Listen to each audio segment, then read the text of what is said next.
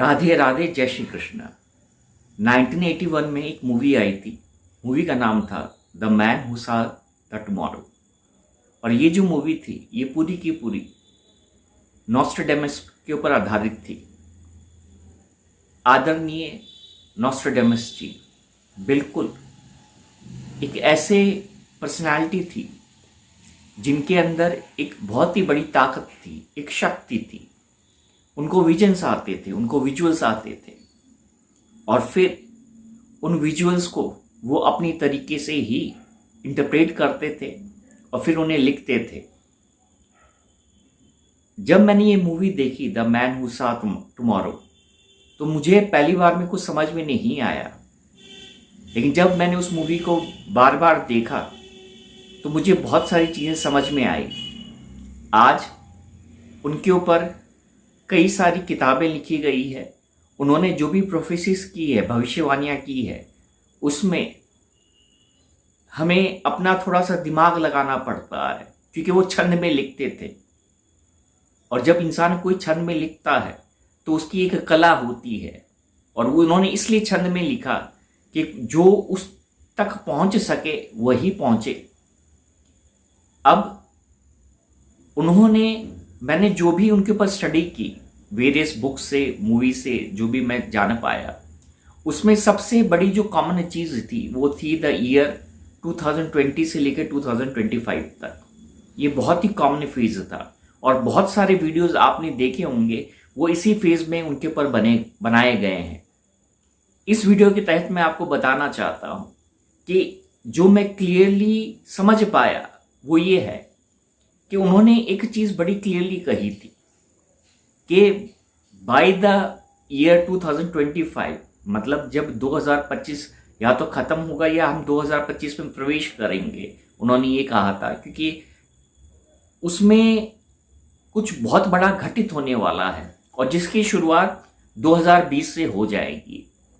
उन्होंने ये साफ तौर पे कहा था कि 2025 में वन वर्ल्ड वन अर्थ की तरफ ये पूरी की पूरी दुनिया का झुकाव हो जाएगा।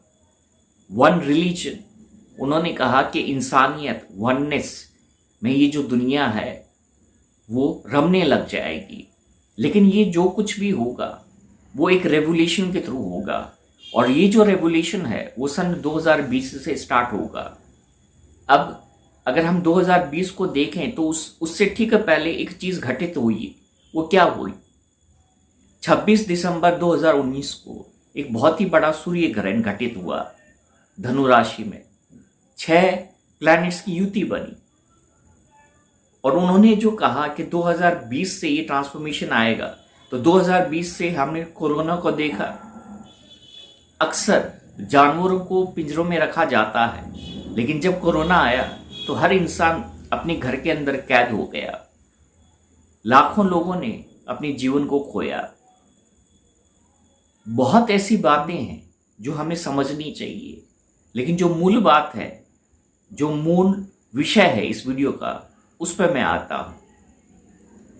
मूल बात यह है कि उन्होंने कहा कि 2024 और 2025 के बीच में एक बहुत ही बड़ा रेवोल्यूशन इस धरा पर घटित होगा, जिसमें प्रकृति भी पूर्ण सहयोग करेगी और साथ ही साथ में ये जो धरा है, ये इस धरा के जो लोग हैं वो भी एक बार हिल जाएंगे।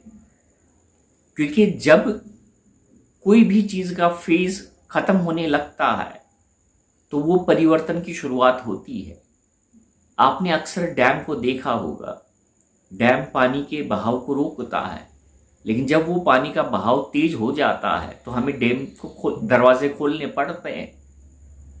उसी तरह ये जो धरा है, उन्होंने कहा, एक बहुत ही बड़े परिवर्तन के दौर से गुजरेगी, जिसकी नींव 2020 में रखी जाएगी और 2024-25 में उन्होंने साफ तौर पे कहा कि मुक्तिदाता, the saviour will emerge in this world. अब सब लोग सेवियर को अपनी तरीके से इंटरप्रेट करते हैं, लेकिन जो हमें समझना है वो ये समझना है कि जो भी है वो हम सब के लिए आएगा। हम सब के लिए आएगा। अब कोई भी सेवियर जो होता है वो अकेला नहीं होता है, उसकी एक टीम होती है, उसकी एक शक्ति होती है, उसके पीछे एक बहुत बड़ी फिलॉसफी होती है। कोई भी सेवियर अगर इस दुनिया का बनने वाला है तो उसके पास कुछ ना कुछ तो ऐसा होगा जो हम लोगों के पास नहीं है। और जो भी कार्य होता है वो इंसान अकेला नहीं कर सकता है, उसकी एक टीम होती है। ये जो दुनिया है वो एज पर नॉस्ट्रेडेमस 2024-25 में एक बहुत बड़े परिवर्तन से गुजरेगी, एक वर्ल्ड रेवोल्यूशन से गुजरेगी।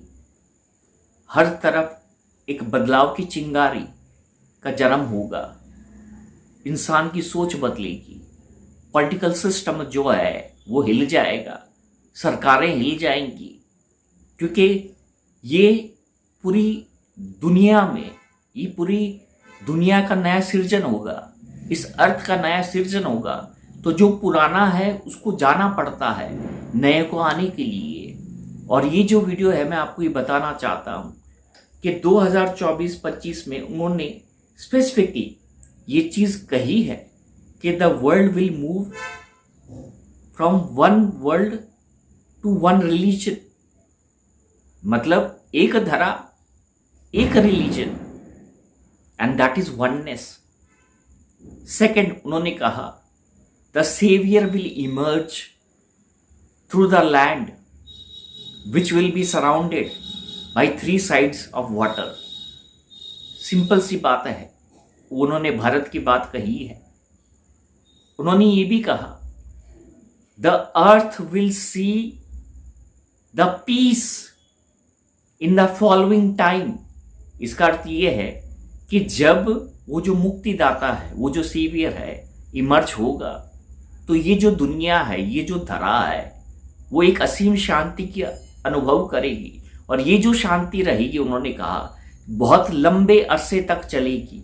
इसका अर्थ ये है, अगर उन्होंने कहा, कई लोगों ने कहा कि वो जो शांति का पीरियड है, वो जो ट्रांसफॉर्मेशन का पीरियड है, वो लगभग 1000 साल का होगा।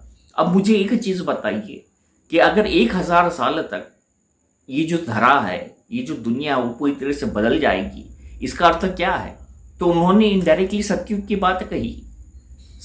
बात कही, उनका इंटरप्रिटेशन था, लोगों ने अपनी तरह से उसको इंटरप्रेट किया।